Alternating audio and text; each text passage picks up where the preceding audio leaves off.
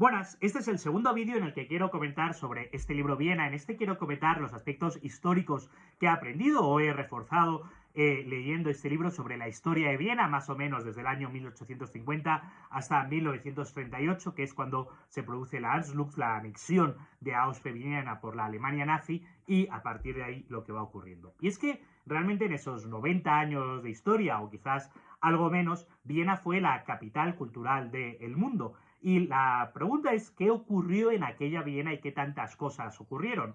En primer lugar, tenemos que tener en cuenta que esta Viena es la capital de un imperio austriaco, pero porque se había producido a inicios del siglo XIX, con Napoleón, se había producido la desintegración del Imperio Romano Germánico, el que tenía la Casa de los Habsburgo. Y de aquel Imperio Romano Germánico, Austria y Viena, como la capital de Austria, quedaron como pues una escisión pequeñita, y a partir de aquí el emperador Francisco José en 1850 quiere recuperar parte de esa gloria a través del Imperio Austriaco. El Imperio Austriaco, que fue bastante complicado porque tenía varios territorios a su alrededor, luego se anexionaba el reino de Hungría, por eso era Kaiser and Kaiser, emperador y rey, porque era una unión bastante complicada. Hungría, que a su vez venía con territorios anexionados. Y esto hay que entender que era un imperio en el sentido de la pluralidad y la dificultad. El libro tiene un acierto y es comenzar por el emperador y la figura del emperador,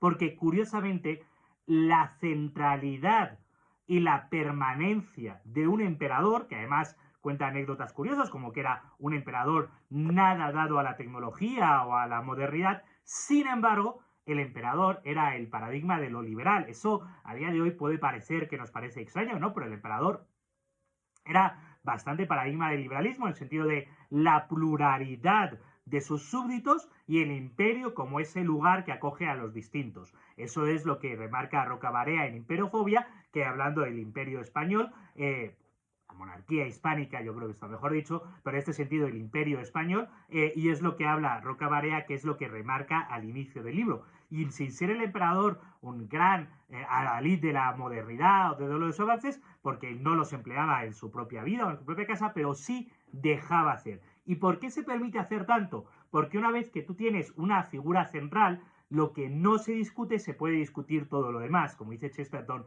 sobre la religión, los dogmas son aquello que no se discute para poder discutir todo lo demás. Pues una vez tenemos la estructura política establecida, el de la pluralidad en la diversidad, unidad de la pluralidad, mejor dicho, que representa el emperador, todo lo demás es discutible y ahí se permiten muchísimos avances. Y eso es parte muy importante. Un reinado además larguísimo que fue el de Francisco José, dando una sensación de permanencia muy importante, que no era una permanencia que se anclaba al pasado, sino que esa permanencia en lo político permitía discutir o hablar de todo lo demás. En ese aspecto, Viena era la capital de un imperio reino increíblemente plural, ¿no? Decía en otra novela, que por cierto la nombra muy poquito, la de Musil, decía aquello de la gloria del emperador, cuya gloria se cantaba en veintitantos idiomas. No sé el número exacto de idiomas que se hablaban, pero vamos, tenemos que hablar que se hablaba alemán, húngaro, polaco, checo, esloveno, serbio, italiano, etcétera, etcétera, etcétera, ¿no? Ese conglomerado, ¿no? Estaban los católicos, los judíos, todos juntos ahí, los protestantes, todos los rumanos, todos juntos ahí en ese conglomerado que era el imperio. Claro que este imperio se desintegra, ese imperio se deshace como un azucarillo en café, ese imperio se deshace completamente cuando llega la Primera Guerra Mundial. La Primera Guerra Mundial llega, entre otras cosas, por las que deshace el imperio, no por el asesinato de Francisco José, de Franz Ferdinand, perdona, de Francisco Fernando por Princeps en Sarajevo, ese día trágico, que ya era porque ya se había suicidado en la tragedia de Mayerling. El príncipe Rudolf, que era el príncipe heredero, ya se había suicidado, por tanto, lo que quedaba era el sobrino, luego el sobrino nieto, que es asesinado, y ahí queda el imperio, llega la Primera Guerra Mundial y ahí se deshace todo completamente. Al final, a partir de ahí queda Austria. Austria, como se dice en expresión, Austria es lo que queda, es decir, lo que quedó desintegrando el imperio austrohúngaro, pues quedó Austria, que es una mínima parte de lo que solía ser. Y esa Austria entra en los años 20 siendo la capital de la Austria Roja, lo que se llama la capital de ese experimento socialdemócrata, porque quería hacer el socialismo a través de la democracia, y ese extraño experimento. Experimento que, como todo experimento comunista, por más que este libro lo intente cantar como grandes glorias y todos los logros, claro, habla de los grandes logros y luego habla de la realidad. Y dice, bueno, los grandes logros, se construyó un montón de viviendas, y lo decía ya, pero vivir en esas viviendas estabas completamente, porque el Estado quería controlar todos los aspectos de la vida. Bueno, o más bien el municipio, porque vivíamos en una situación muy extraña en que el municipio de Viena era completamente socialista, era un gran experimento socialista, mientras el resto de Austria no votaba socialismo, ¿no? Por tanto, en ese municipio de experimento socialista se quería controlar todos los aspectos de la vida. Decía, mira, se construyeron gimnasios, se construyeron casas, se construyeron guarderías, se construyeron bibliotecas, ya, pero bibliotecas a las que los obreros no iban porque solo les permitían leer los que a los intelectuales les decían, casas en las que había un conserje, un guardián que vigilaba todo aspecto de la vida, guarderías a las que solo se podía llevar a ciertas horas. Entonces era una vida completamente planificada y controlada. Esa gran Viena Roja que evidentemente resultó un fracaso. Ojo, la Viena Roja que votaba a esta Viena Roja 15 años antes, durante el Imperio, había votado, no recuerdo su nombre por cierto, a un alcalde eminentemente nazi.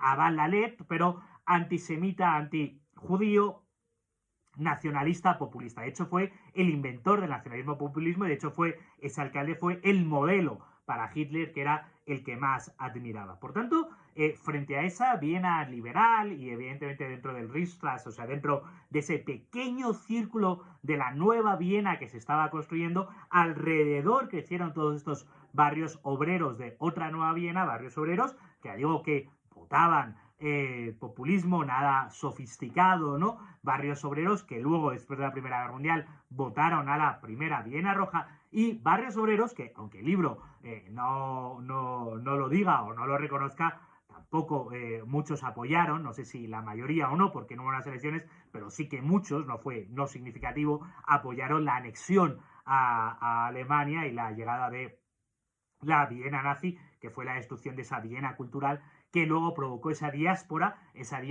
que fue tan fructífera, tan increíblemente fructífera, y eso es lo realmente interesante de lo que a mí me interesa del libro, de la historia de las ideas. ¿Qué había en esa Viena? ¿Qué había en ese momento de gloria de Viena? Y podemos hablar de esos 40, 50 años. ¿Qué ocurrió en esas generaciones que dio lugar no solo a la escuela austriaca de Menger, de von Wieser, de von Baberg, de Mises, de Hayek, de Maslow ya un poco después, de Schumpeter, a esa escuela austriaca que dio lugar a Polanyi, a los dos Polanyi, aunque uno no lo nombra, que dio lugar esto en economía, pero dio lugar a Freud y a todo el psicoanálisis en psicología, que dio lugar a Klimt y a toda esa escuela de pintura, que dio lugar a toda una nueva escuela de arquitectura, que dio lugar a una nueva escuela de música, a esa Viena donde estaba Mahler, habiendo heredado todo lo que era la Viena clásica de los Strauss, es decir, era una Viena en la que una Viena que luego dio lugar a Billy Wilder, que fue a Estados Unidos, una Viena lugar que luego dio lugar a Becker, que fue quien empezó a generar todo ese aspecto de todo ese aspecto de la organización empresarial, una Viena que luego dio lugar a cine, teatro, música, todas esas cosas, y en ciencia también se me está olvidando muchos aspectos. Luego, evidentemente, algo está ocurriendo en esa Viena que era el mundo de las ideas y que es lo que me parece realmente interesante y comentaré en un tercer vídeo.